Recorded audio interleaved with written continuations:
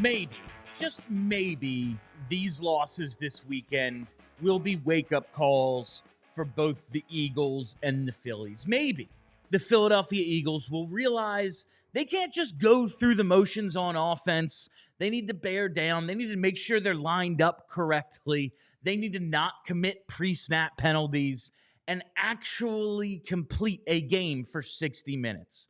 Perhaps the Phils will realize they can't fall into complacency because they scored a couple of runs early in the game and actually grind out at bats through 9 innings, not make mental mistakes, not make small little mistakes in the field throughout a game that add up to ultimately a postseason loss. Because we deserve a special October. We deserve a special football team heading in to 2026, which will be the 250th anniversary of the Second Continental Congress gathering in the city of Philadelphia to declare its independence.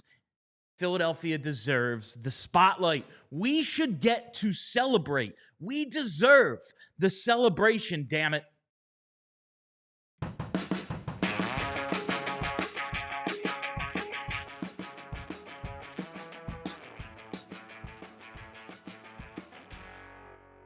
You doing? Well, that's good. Welcome to Billadelphia. We are live in the Xfinity Lounge. My name is Bill Matz. I'm your director of fun and games for the afternoon. Joining me, my producer extraordinaire and host of the PHLY Phillies show, it is Tyler Zulli. Tyler, despite the loss, at least postgame did good numbers. I guess we can take solace in that. People wanted to commiserate with us, I suppose. So we have that going for us. Stunk, man. That's what that weekend was just stunk. But yeah, you're right. We did. We had, and I think a lot of it was, there was quite a few Dodgers fans in there. And, I appreciate the support. Thanks for keeping our lights on. But they came in to gloat, and I can't blame them. Well, I mean, it was a convincing win for them. I can't blame them. But yeah, at least numerically, we had a good day. Yeah, so we have that going for us. Appreciate your support, Dodgers fans, but also remember, suck it. Let's hit a couple of headlines to start today's show. I'm going to do my best to present like the regular Billadelphia format, but honestly, today might just be the day to get all of the bitching done, so it's out of our systems for tonight and absolutely behind us by kickoff on Thursday. So let's start with those Philadelphia Eagles.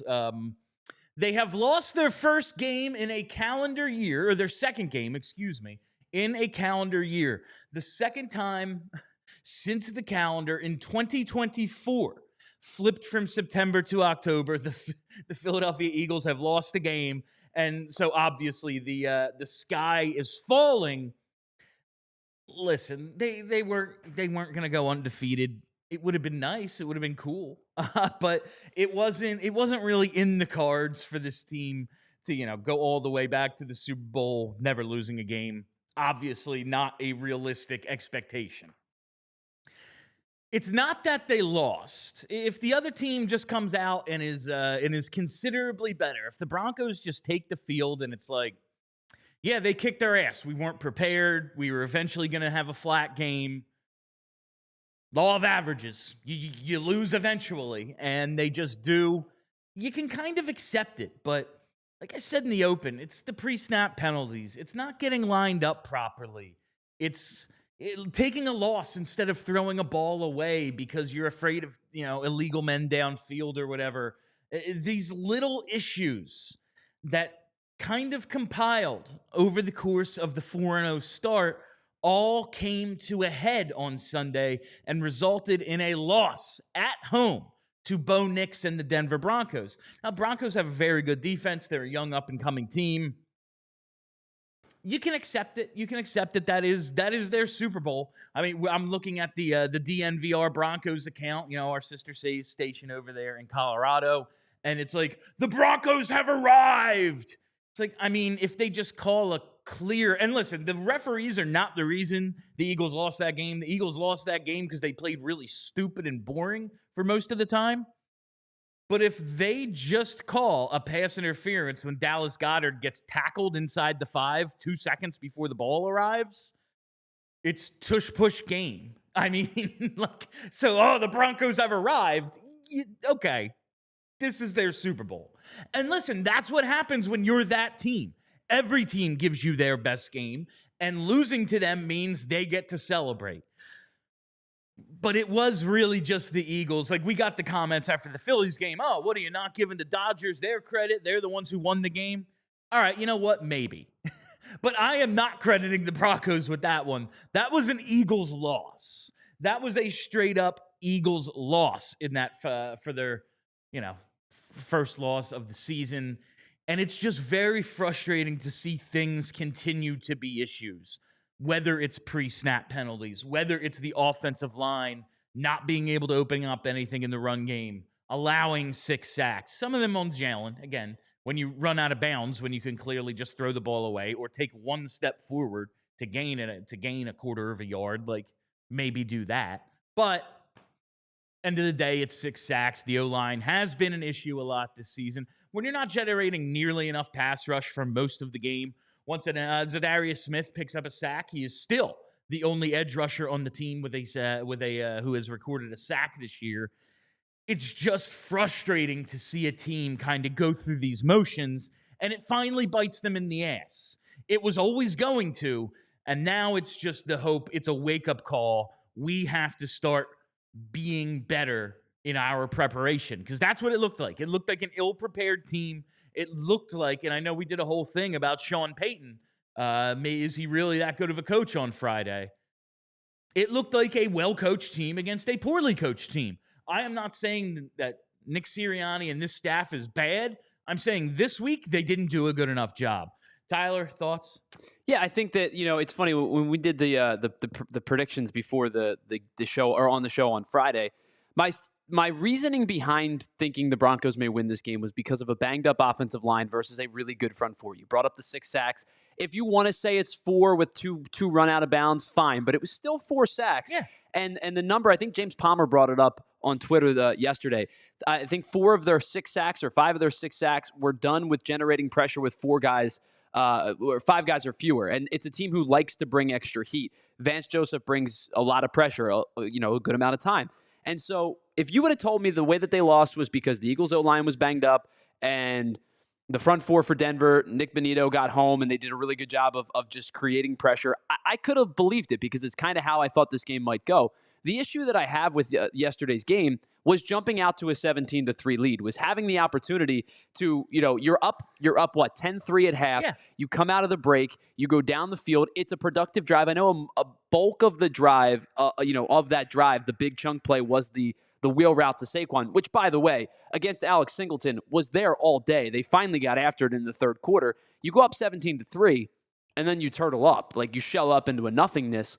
And that was my big problem, was the Broncos looked like a team that, despite down 17-3, believed that they could win that game. The Eagles, meanwhile, played in a sense of trying to protect the lead and didn't, continue to put the foot on the pedal. You were up 17-3, and it felt like the Broncos believed that they were still in this game. And because of that, they ended up winning the game. They played a much better, more complete third and fourth quarter than the Eagles did.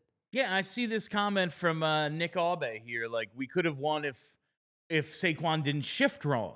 And these are the pre-snap penalties. This is attention to detail. Another receiver, I think Devontae had one where he just kind of stumbled into his stance, and so it's a false start on a receiver. Like, it's illegal man downfield, an eligible man downfield. It's all these little attention to details things that just kind of bit them in the ass, and that's what's not acceptable. You're going to lose games. And yeah, I saw a comment earlier, like, listen, you lost to an AFC West team. Like, that's the most acceptable loss that you can have. Absolutely. This isn't the end of the world. but the way in which they played will lead to more losses. We've been saying it, and it's like, yeah, but they're 4-0, so who cares? Well, now they're not. Now they are 4-1, and yeah, they have the Giants 2 of the next 3 weeks. Then they have the bye. So it's like this team could very well be 7-1, and we're like, what are we complaining about? But you look at those numbers, they have to be better. I don't care how good the Giants' defense is.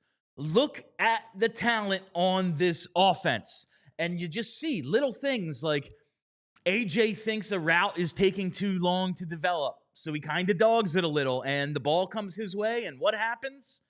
It looks like a 3-yard overthrow. Yeah, that ball was a little bit overthrown, but I expect a guy who has been begging for the ball. I am a playmaker. I am the one who can win us games. Get me the ball. I am expecting him to come up with that thing and probably score on the play. Jahan Dotson, same thing. He loses a ball in the sun or doesn't think it's coming his way and has to make a last-second adjustment. Little stuff. And that comes down to coaching. I am hopeful that this is a wake-up call for this team, but we will see. All right, I want to talk some Phils on the other side. We actually have an NHL headline to get up to. I'm going to complain about Dodgers fans, but first we got to take a commercial break. All right, it is time to tell you about our friends at Ace Hardware Home Services, because when the weather turns chilly, the last thing you need is another home project added to the list. And Ace Hardware Home Services brings trusted local pros right to your door to help you get your home ready for the colder months. From heating tune-ups and plumbing fixes to generators and emergency repairs, their experts handle it all. There's never any guesswork. There's never any stress. Just a local pro to get the job done right. And your satisfaction at Ace, it is always guaranteed. So find the help you need from your next home project at acehardwarehomeservices.com. All right, let me tell you about our friends over at Xfinity, because you have a perfect weekend, or had a perfect weekend. You thought it was going to be a perfect weekend for sports euphoria. Playoff baseball, pro football, college football, on both sides of the bracket. The American and National League were, fun for the most part. But if you call yourself a baseball or a football fan, you have to get Xfinity, because you don't want lagging, buffering, switching between apps, trying to find that game. And you claim you're a big sports fan, but you end up getting fan fish because this is not the destination for you, because Xfinity is the ultimate sports destination. You can find the best games and your favorite teams all in one place. And the way that you watch ends up becoming next level. It is the perfect fan flex where you get all of the action right there in your living room. Plus, with Xfinity's best picture and sound enhanced with 4K, it's going to feel like you're at the stadium anyway. You don't have to battle parking and traffic and getting out of the complex. You can do it right there from your couch. And sometimes you can watch 4 games at once. So on top of getting real-time notification and live stats right there on your TV, it becomes the best seat in the house every time. So next game day, make sure that the big fan in your life isn't a big fail. Learn more at Xfinity.com. Xfinity, imagine that. All right, fam, time to talk a little NLDS here, with the Phillies down 1-0 to those Los Angeles Dodgers. I have decided I am choosing to remain optimistic. I don't know if I can get all the way through the day. Group chat with a couple of buddies, one who's going tonight, said, got to keep the faith. I'm going in there. I'm just going to make a ton of noise. I'm going to do everything I can. And I said, I appreciate that. The way I'm approaching this game is I'm giving the Phillies till the 7th inning stretch, and then I'm going to reassess my optimism for the game. The thing that is giving me hope after that major disappointment on Saturday night is, I guess, Blake Snell's road record this year. He's 0-3 with a 4.30 ERA on the road. He's allowed a 298 batting average and a 730 OPS on the road this season. But what it really just comes down to, regardless of who the pitcher is, regardless of their numbers, home road splits, how they've done against you in the past, their history, Trey Turner, Kyle Schwarber, and Bryce Harper have to hit the baseball. There is no other way for this team to win. I expect Jesus Luzardo and the starting pitching to come through just as Chris Sanchez did. Sanchez doesn't make it into the 6th. I think he could, or make it through the 6th. I think he could have at least gotten an out or two in the 7th if they play some decent defense behind him in the 2nd. He rolls a couple of double play balls. Bohm drops one, almost drops one. I don't know what the hell happened on the throw with Trey Turner. Both easily could have been 1 or 2 outs in the inning. Instead, they only get the fielder's choice, extends the inning, pitch count, etc. I expect the starting pitching to show up. I expect put in the right positions, which they were not because of those errors that didn't count as errors, but they were.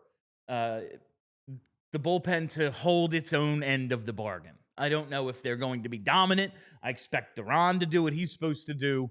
But it really comes down to Trey Turner, Kyle Schwarber, and Bryce Harper. Is it fair to put it on 3 guys? No. Everyone has to do something offensively. But in game 1, they did. In game 1, the bottom of the order did their job, as Tyler and Pat and I talked about in pregame. Grind out at bats, maybe just set the table for the top of the order, give them a little bit of something. Because if the bottom of the order gives you a little bit of something, there's absolutely no reason the big money guys at the top can't. Well, even though there's no reason for it, that's exactly what happened. Is it this simple to you, Tyler? Those 3 guys have to hit. They can't be over until the 8th inning. Yeah, I think there needs to be a balance somewhere, because I think there's this weird turning shift from some people on social media and around the city where it's like, oh, Bryce Harper's not coming up clutch, as if Bryce Harper hasn't been like historically the greatest postseason hitter like ever. It's him well over 300. It's him and Babe Ruth in terms of postseason numbers. Like, you remember 2022. Now, I will say, last year he wasn't good, but to be fair, the entire offense last year, they hit 196 as a group. This year, the top 3, we talked about it, Trey Turner, Bryce Harper, and Kyle Schwarber were combined, what were they, 1 for 11? I think it was 11, 1 for 12. with a handful of strikeouts and a walk in there. So Turner got the walk and Harper got the single, but that was it. I mean, there's no question that these 3 need to produce. They're your run drivers, and we talked about it on the postgame show. The top 3 for the Dodgers, Shohei Ohtani, Mookie Betts, and Teoscar Hernandez, those 3 also only had 1 hit in the game. It just so happened that Teoscar Hernandez took advantage, and it was the hit. So, like, you have to be able to come through in these critical spots, especially after that second inning where you get a couple of base runners on. JT drives the ball to the wall. Hernandez misplays it, allows him to get the triple. You end up scoring him on the sac fly. Like, I'm not expecting another crooked number in a third or fourth inning, but you have to do a better job of making Shohei Ohtani not feel comfortable. He settled in and was really, really good from there on out. The curveball was nasty. The slider was nasty. He was using the splitter to the lefties. You know, Ohtani was incredible after that second inning, and the Phillies never made that counter adjustment. If you give up a 2-run triple to the 2025 version of JT Realmuto, there's absolutely no reason for you to get through 6. And yeah, they're the numbers right there. It's 1 for 11 with six strikeouts. Like, that's not good enough. We have 2 guys get on base in the 8th inning. That's it. Someone has to come through amongst the top of the order. These are your best hitters. We have the batting champion. We have the, all-world superstar first baseman guy who has come through time and time again in the playoffs for us, and Kyle Schwarber, who is going to get MVP votes and had 56 home runs this year. Like, it's 1 game. There's no reason to just turn on them. But it's a short series. It's a best of 4 now. You have to win 3 before they win 2.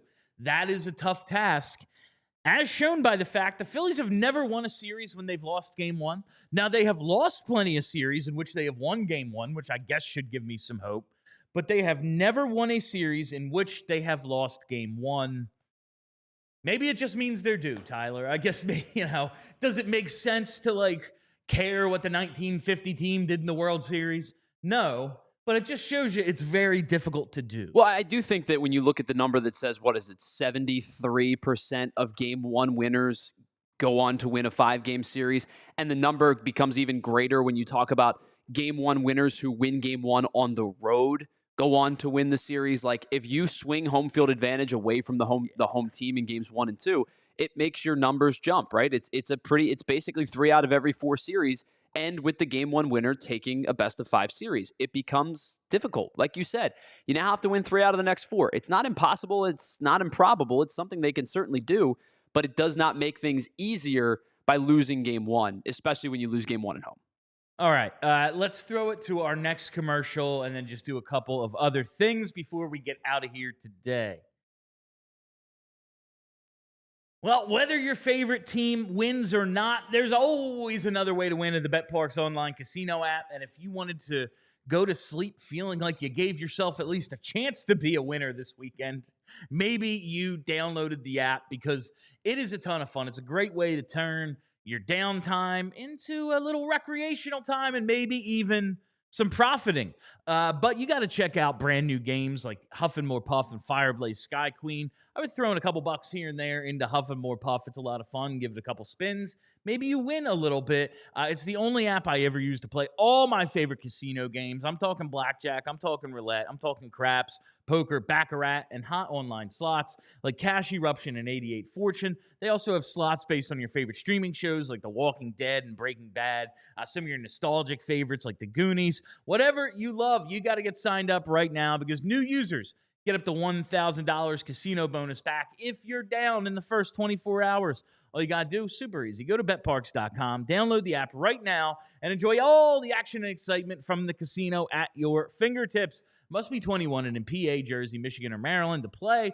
You love to play. You play to win. You bet. BetParx. Gambling problem. Call 1-800-GAMBLER. All right, whether you are a weekend warrior, you're a golfer, or you're just running around with the kids, if the knee or the back or the shoulder's starting to bother you, Rothman Orthopedics is the place to turn to because they want to talk about getting you back to what you love, especially into the fall months because it's beautiful outside right now. And whether you're biking by the Schuylkill or chasing your kids through the freshly raked leaves or finally tackling the hiking trail, it's tough when your body doesn't cooperate. So whether it's those aches and pains or old injuries flaring up, words are hard, Rothman's teams of expert is there to help you out with evidence-based care and a commitment to restoring your mobility. They'll get you back out there stronger than ever. So don't let pain put your fall and your winter on pause. Visit rothmanortho.com/PHLY to book your appointment today and get back to doing what you love pain-free.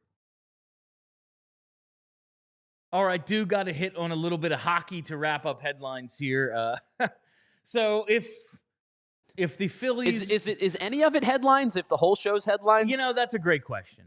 If the Phillies and Eagles losing this weekend wasn't enough, it was announced shortly before the show that Connor McDavid has extended with the Edmonton Oilers. Now, it is not a long-term deal. It is only 2 years, $12.5 million per year, which is a stark contrast to some of the other contracts we've seen, some of the long-term deals we've seen recently. You know, Kirill Kaprizov signs for $17 million a year. But regards to a regular commenter on the Flyers show and throughout PHLY, JH, who has been keeping a countdown for us till July 1st, 2026, when he was scheduled to become a free agent. We got to push the clock back a little bit here. Looks like McDavid is giving the Oilers this year and 2 more to see if they can figure something out. Maybe get him a goalie, maybe get him a left winger. You know, these things would probably go a long way. But it feels as if the McDavid dream, at least for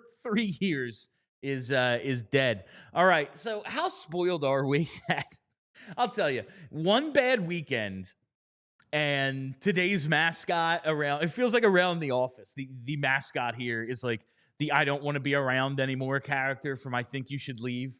Like just the guy in the old man suit who just does not want to be doing that skit. Yeah, there we go. That feels like our mascot today. And these are like the real first world problems when it's, oh yeah, your 96-win baseball team is down 1-0 in the NLDS. Your reigning Super Bowl champion football team lost a game because they took some bad penalties and just kind of played dumb. Like, all right. I realize these are the first world problems of a couple of franchises that are freaking awesome, but damn it, these are our problems. This is what makes Philadelphia such a great sports town. It actually matters. Like the mood in Wawa this morning was distinctly different than it has been in the last few weeks. The door holding situation. Not a lot of door holding happening. The door holding situation is still ridiculous. Like just go in. Just go in the freaking store. But there just seemed to be a lot less jolliness on this Monday morning. We need these sports teams to come through for us because It basically determines our mental state for the few days after the game, and it's poor right now. I am already not looking forward to driving home because people are going to be reckless and not caring about their safety or anyone else's on the road. And that's just kind of the way it goes here. So yes, we're spoiled, but ugh. And that leads me to the people are strange thing. Maybe we're also spoiled by the amount of awesome content in this town. I mean, everybody here at PHLY does a tremendous job, and it's not like we're the only shop in town. But I'll tell you what I can never imagine doing, Tyler.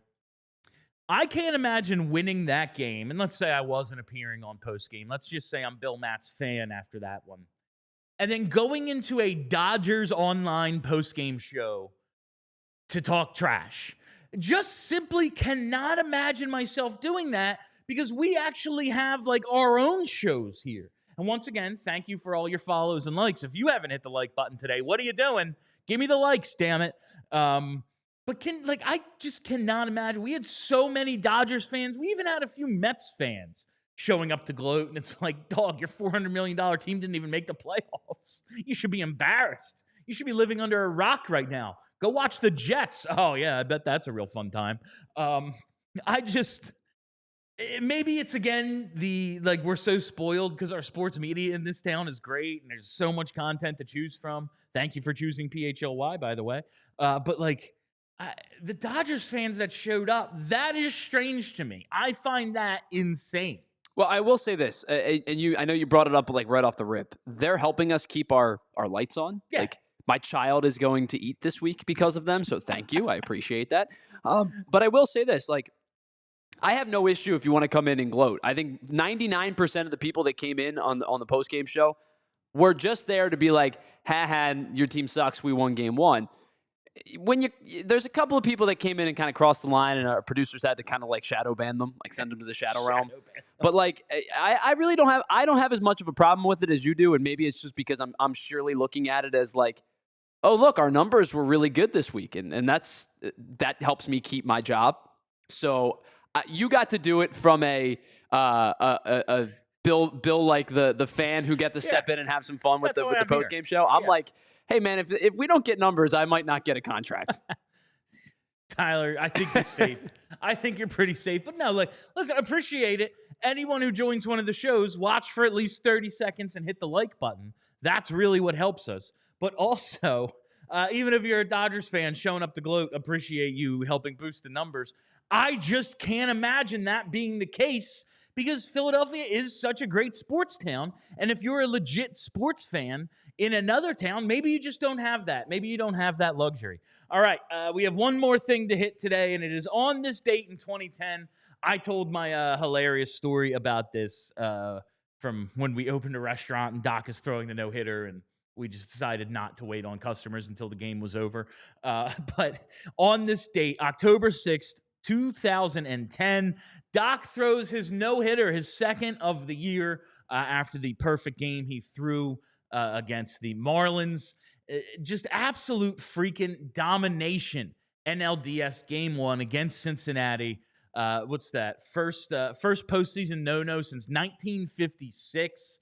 9 innings, no hits, 8 strikeouts, the 1 walk, which I remember being questionable. Also, the umpire grade in this game was like a C+. Styler showed me last week. Like, it was just not good at all. But just remembering the magic of that first Doc season, it's the best pitch season I've ever seen. Listen, the game has changed. You're looking at it like, oh, only 8 strikeouts. What are we like? It is funny to think that like an 8 strikeout game by today's standards, like, yeah, that's normal. But in 2010, that was still a decent number. And to no hit what was the National League's best offense that year, ridiculously impressive. Yeah, that Reds team was really good. And I think people remember, obviously you remember Joey Votto, you remember Brandon Phillips, but you look down that lineup and it was Ryan Ludwig was on that team. Scott Rowland had a good year that year. Was still there, yeah. I think it was it Orlando Cabrera was on the roster that year. He had a pretty good year. Like, it was a pretty deep team. If I remember correctly, really the only guy who wasn't much of a hitter on that roster was their catcher, Ramon Hernandez. But it was a pretty good team. And it was like, all right, well, you know their strengths and weaknesses. Like, you looked at their pitching, and it was like Edison Volquez and Brunson Arroyo. It's like, okay, you can get 4 or 5 off these guys, but you got to limit the damage because the offense is really, really good. And, Doc was almost perfect that night. I mean, just about as close to perfect as you could be. On this date 15 years ago, Doc's, to me, the more impressive of the two no-nos that season. Because, it was a perfect game. But, 1, I didn't get to watch because I was watching the Flyers. And 2, it was the Marlins.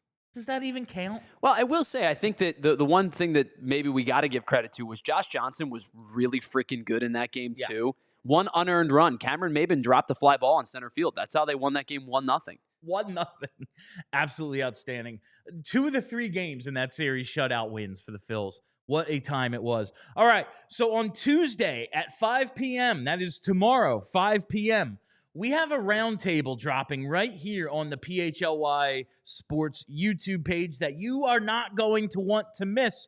We have a roundtable interview hosted by our own Anthony Gargano that features the entire Flyers front office, Danny Briere, Keith Jones, Dan Hilferty, and new head coach Rick Tocchet.